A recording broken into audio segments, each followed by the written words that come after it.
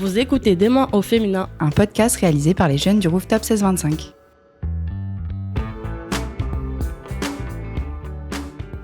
Bonjour et bienvenue dans Demain au féminin, le podcast qui remet la femme non pas là où elle devrait être, mais là où elle voudrait être. Je suis Damien et j'ai 24 ans et je suis un habitué du Rooftop qui accueille justement les jeunes entre 16 et 25 ans, qui aide aussi bien les personnes au niveau professionnel que personnel. Aujourd'hui, je suis accompagné de Léa, Kuba, Ulrich, Safine. Et pour finir, à la réalisation technique, nous avons Nukia. Dans ce podcast, nous allons démontrer que l'égalité des chances entre les hommes et les femmes est possible, notamment dans le monde du travail.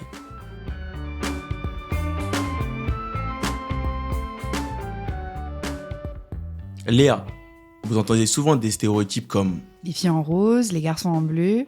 On est influencé partout dès notre enfance, que ce soit dans les domaines sociaux, culturels, éducatifs, et tout ça, ça façonne nos comportements.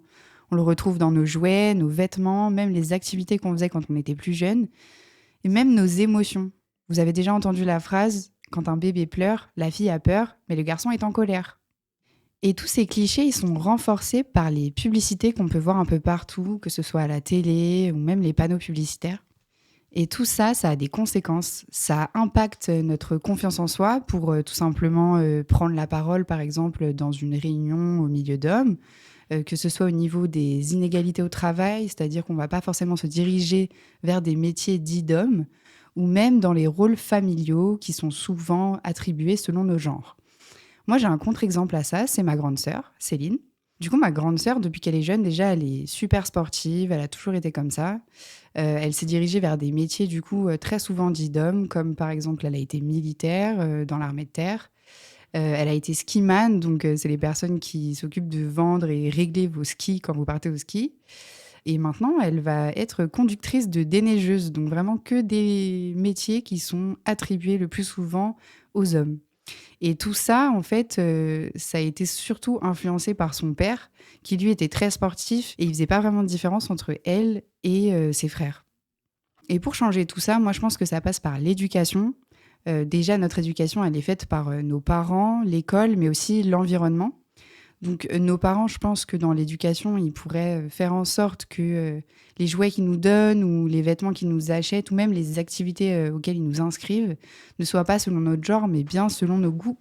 Évidemment, il y a aussi l'école. Alors, l'éducation nationale a mis en place maintenant des formations pour le personnel pour prendre mieux en compte les inégalités dans justement leurs cours.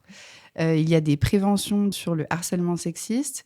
Il y a des référents égalité dans chaque établissement et un label égalité afin de promouvoir les actions pour l'égalité hommes-femmes.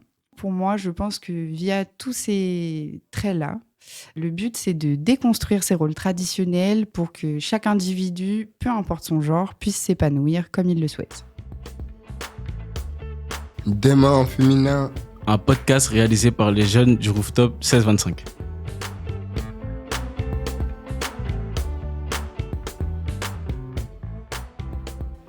Safine va nous parler d'une femme dont on parle peu, mais dont tout le monde devrait connaître le nom. Auditeurs, auditrices, est-ce que vous connaissez les figurines Action Man ? Eh bien aujourd'hui, je vais vous parler d'une Action Woman, Valérie André. Décédée il y a un petit peu moins de 2 mois, à l'âge de 104 ans, en 1976, elle devient la première femme à atteindre le grade de général. Après avoir obtenu son diplôme en médecine, elle devient médecin militaire, puis parachutiste, et ensuite pilote d'hélicoptère à l'armée.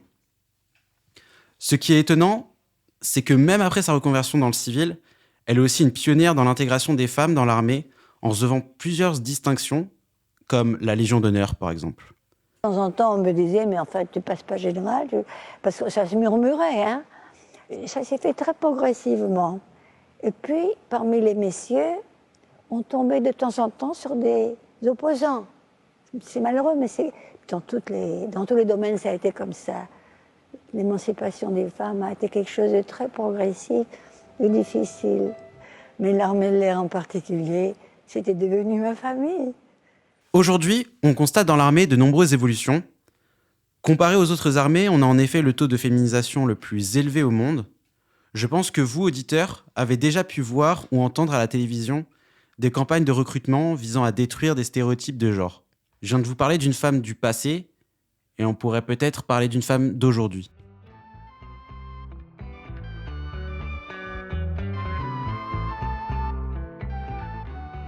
D'ailleurs, Ulrich, vous avez quelque chose à ajouter à ce sujet? J'ai toujours pour rêve de devenir gendarme. Et je me suis toujours demandé si dans ce métier, il n'y a que des hommes pour devenir gendarme. Force est de constater qu'aujourd'hui, les gendarmes féminins représentent 21,5% des effectifs militaires, du coup même pas le tiers. Je prends exemple sur le discours du général Florence Guillaume qui nous fait comprendre que dans la gendarmerie jusqu'à nos jours, il n'y a que 6 généraux femmes comparés aux hommes où on peut noter 130 généraux hommes. Est-ce que ce métier, qu'est la gendarmerie, où on peut se familiariser avec l'action, l'autorité et le travail en équipe, est peut-être uniquement un monde d'hommes?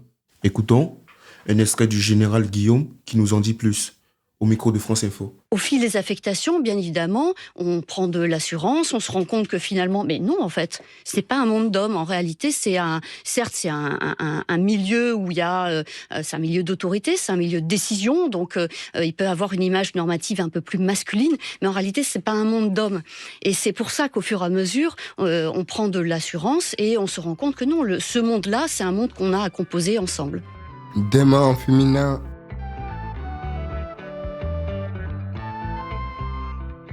Comment vous voyez les femmes de demain, les femmes dans l'avenir, dans le futur ? Je suis plutôt confiante sur notre avenir. Je pense que plus ça va aller, plus on va avoir de nouvelles représentations féminines, que ce soit dans les médias ou même autour de nous. J'ai de l'espoir à ce que ça change et que les femmes soient acceptées telles que les hommes.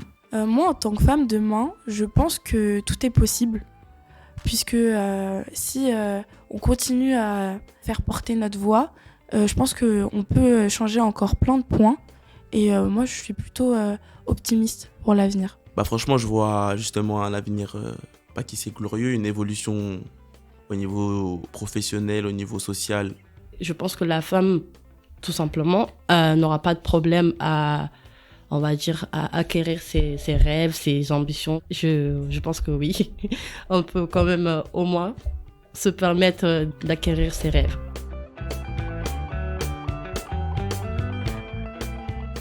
Merci à tout le monde d'avoir participé à ce podcast et merci à toutes les personnes qui nous auront écoutés.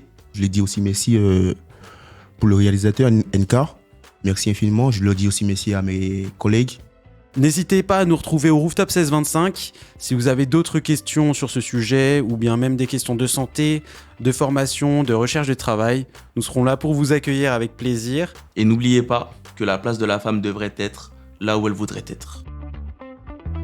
Demain au féminin, un podcast réalisé par les jeunes du Rooftop 1625.